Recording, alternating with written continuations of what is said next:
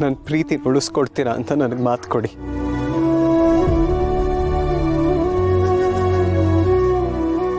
ಮೂರನೇದು ಗಾಳಿಗೆ ಅಲಗಾಡುತ್ತೆ. ಅದಕ್ಕೆ ಶಾಸ್ತ್ರೋಕ್ತವಾಗಿ ತಾಳಿ ಕಟ್ಟಿಸ್ಲಿಲ್ಲ ಅಂದ್ರೆ ಅದು ಬಾಡಿ ಹೋಗುತ್ತೆ. ಇನ್ಮೇಲೆ ಹಣ ಮಾತು ತಪ್ಪಲ್ಲ. ನೀನು ಯಾರನ್ನ ತೋರಿಸ್ತೀಯೋ ಅವ್ರನ್ನೇ ಮದುವೆ ಆಗ್ತೀನಿ.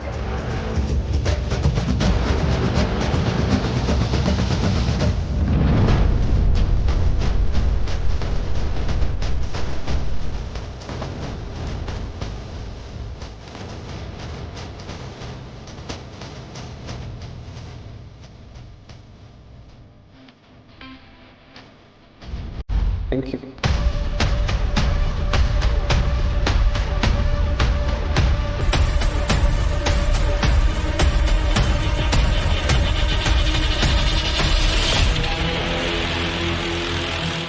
ಅವ ರಾತ್ರಿ ಹೊತ್ತು ಕೆಟ್ಟ ಕನ್ಸು ಬೀಳ್ದಾರೆ ಅದನ್ನ ಮದ್ದಿದ್ರೆ ಕೊಡವ.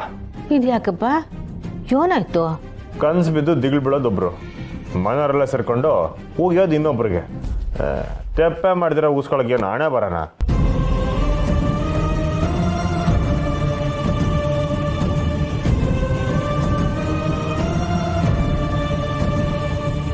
ಸಾಕು, ಬಾಯಿ ಮುಚ್ಚಲ. ಹೆಂಗೆ ಹೇಳ್ತಾವ ನೋಡು. ಇಲ್ಲಿಗೆ ಪ್ರಾಣ ಸಂಕಟ ಆದ್ರೆ ಬೆಕ್ಕಿಗೆ ಚೆಲ್ಲಾಟ ಆತ್ತೆ. ಅಲ್ಲ, ನೀವೆಲ್ಲ ಏನ್ ಮಾತಾಡ್ತಿದ್ದೀರಿ? ಅಲ್ಲ ಕಣಪ್ಪ, ಕನಸು ಬಿದ್ದಿದ್ದು ಯಾರಿಗೆ? ಬೋಯಿಸ್ಕೊಂಡವ್ರು ಯಾರು? ಕನ್ಸು ಬಿದ್ದಿದ್ದು ಇಲ್ಲಿ ನಿಂತವ್ರಲ್ಲ ಇವ್ರಿಗೆ, ಬಯಸ್ಕೊಂಡಿದ್ದು ನಾನು. ಕನಸೆ? ಪುಟ್ಟಕ್ಕ, ನಮ್ಮ ಸ್ನೇಹಂಗೆ ರಾತ್ರಿ ಅವ್ರವ್ವ ಸತ್ತೋದಂಗೆ ಕನ್ಸು ಬಿದ್ದೈತೆ. ಅದಕ್ಕೆ ಮಧ್ಯರಾತ್ರಿನಾಗೆ ಜೋರ ಕಿಚ್ಕೊಂಡೆದ್ದು ಆಳಕ್ಕೆ ಶುರು ಮಾಡ್ಬಿಟ್ಲು.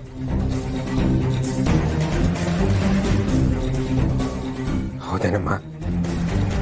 ಹೇಗಾಯ್ತು? ಇಷ್ಟು ವರ್ಷ ಇಲ್ದಲ್ಲಿರೋ ಕನ್ಸು ಹೀಗೆ ಹಾಕ್ಬಿತ್ತಮ್ಮ? ಅಲ್ಲ ಗಂಗಾದ್ರಪ್ಪ, ಕನ್ಸೇನು ಏಳು ಕೇಳಿ ಬೀಳ್ತದ? ಹಂಗಲ್ಲ ಅಣ್ಣಯ್ಯ, ಅವಳಿಗೆ ಮೊದಲಿಂದಲೂ ಈ ಥರದ ಕನ್ಸು ಬೀಳ್ತಿತ್ತು. ಹಂಗೆ ಕನ್ಸು ಬಿದ್ದಾಗೆಲ್ಲ ಇವಳಿಗೆ ತುಂಬ ಜ್ವರ ಬರ್ತಿತ್ತು. ದೇವ್ರ ಹತ್ರ ಕರ್ಕೊಂಡೋಗಿ ತಾಯ್ದ ಕಟ್ಸಿದ ಮೇಲೇ ಸರಿ ಆಗ್ತಿತ್ತು.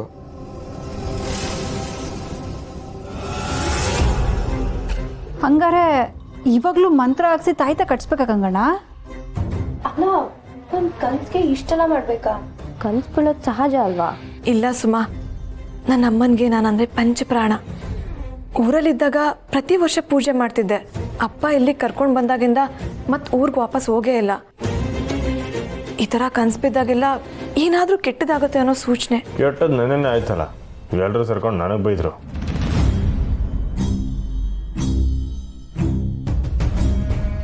ಬಾಯಿ ಮುಚ್ಕೊಂಡು ಇರು ಅಂತ ಹೇಳಿಲ್ವೇ? ಪುಟ್ಟಕ್ಕ, ಇದೆಲ್ಲ ಯಾಕೋ ಕೆಟ್ಟದ್ರ ಸೂಚನೆ ಅಂತ ನಂಗೆ ಅನಿಸ್ತೈತೆ. ಮೊದಲೇ ಗುಡಿನಾಗೆ ಬುದ್ಧಿಯವರು ಯೋನೋ ಹೇಳಿದ್ರು. ನಂಗಂತೂ ಯೋನ್ ಮಾಡೋದು ಅಂತಲೇ ತಿಳಿತಿಲ್ಲ. ಸತ್ತೋರೆ ಸೇರ್ಕೊಂಡು ಸುಳ್ಳು ಹೇಳಿದ್ರೆ ಸತ್ತೋರೆ ಕನ್ಸ್ನಾಗ ಬರೋದು. ಅದು ಇದು ಯೋಚನೆ ಮಾಡಿದ್ರೆ ಸುಮ್ಕೆ ತೆಪ್ಪಗೆ ಮನಿಕೊಂಡ್ರೆ ಎಲ್ಲ ಸರಿ ಹೋಯ್ತದೆ. ಸಿರಿ, ಹಂಗೆಲ್ಲ ಮಾತಾಡಬಾರ್ದು ಕಣಪ್ಪ. ಒಳ್ಳೇದಕ್ಕಿರ್ಲಿ ಕೆಟ್ಟದಕ್ಕಿರ್ಲಿ ಕನಸುಗಳ ಮೂಲಕ ಸೂಚನೆಗಳು ಬರ್ತಾ ಇರ್ತವೆ. ಅಮ್ಮೋರೆ, ಇನ್ನು ತಡ ಮಾಡೋದು ಬೇಡ.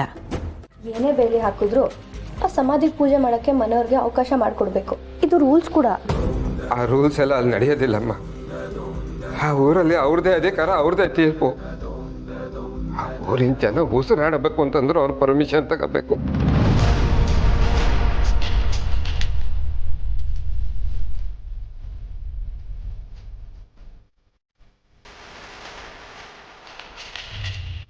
ಅಲ್ಲ, ಅವನು ಯಾರು? ಗಾಳಿ ನೀರು ಭೂಮಿ ಮೇಲೆಲ್ಲ ದಬ್ಬಾಳಿಕೆ ಮಾಡೋಕ್ಕೆ? ಅದೆಲ್ಲ ಏನವ್ರಪ್ಪನ ಮನೆ ಆಸ್ತಿನ? ಪಾಪಿಗಳಿಗೆ ಪಾತಾಳನೂ ಸ್ವಂತನೇ ಅಮ್ಮ. ಆ ಊರಲ್ಲಿ ಅವ್ರದ್ದೇ ಅಧಿಕಾರ. ಸರಿ ಅಂದವ್ರು ಸಾಯಲ್ಲ, ಇಲ್ಲ ಅಂದವ್ರು ಉಳಿಯಲ್ಲ.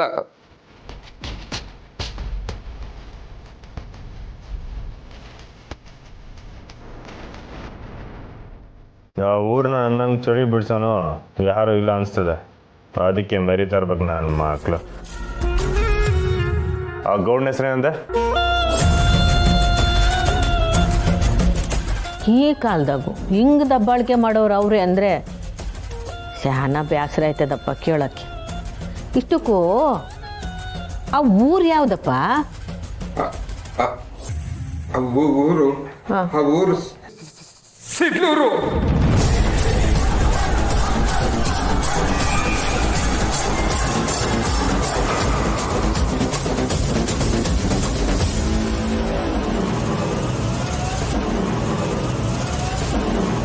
ಗೌಡನ ಹೆಸರು ವೀರ ಹುಲಿ.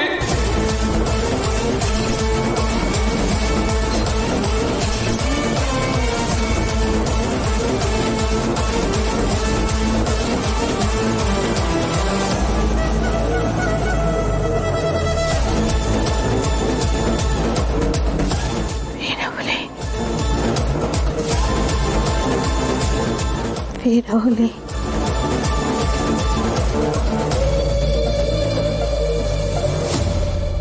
ಅದ್ಯಾವ ನಾನು ಆಗ್ಲಿ ಯಾವ ಊರೇ ಆಗ್ಲಿ ನನ್ನ ಸೊಸೆ ಆ ಊರಿಗೋಗಿ ಅವ್ರ ಅವ್ವನ ಕಾರ್ಯ ಮುಗಿಸ್ಕೊಂಡೇ ಬರಬೇಕು. ಇಷ್ಟೆಲ್ಲ ಹೇಳಿದ ಮೇಲೂ ಅಲ್ಲಿಗೆ ಹೋಗಿ ಅಂತಿದ್ದೀರಲ್ಲ ಅಮ್ಮವ್ರೆ. ನಾವು ಹೋಗಿ ಪೂಜೆ ಮಾಡಲಿಲ್ಲ ಅಂದರೆ ನಮ್ಮ ಯಜಮಾನ್ರಿಗೆ ತೊಂದರೆ ಆಗುತ್ತಪ್ಪ. ನೋಡ್ಗಂಗಾದ್ರಪ್ಪ, ಅದು ಒಂದು ಪೂಜೆ ಮಾಡದೆ ನನ್ನ ಮಗನ ಜೀವಕ್ಕೆ ಅಪಾಯ ತಂದ್ಕೊಳ್ಳೋಕ್ಕೆ ನಾನು ತಯಾರಿಲ್ಲ. ನಿನಗೆ ಕರ್ಕೊಂಡು ಹೋಗೋಕ್ಕಾಗಲಿಲ್ಲ ಅಂದರೆ ಆ ಊರು ಎಲ್ಲಿ ಬರ್ತದೆ ಏಳು, ನಾನೇ ನನ್ನ ಸೊಸೆನ ಕರ್ಕೊಂಡೋಗಿ ಪೂಜೆ ಮುಗಿಸ್ಕೊಂಡ್ ಬರ್ತೀನಿ.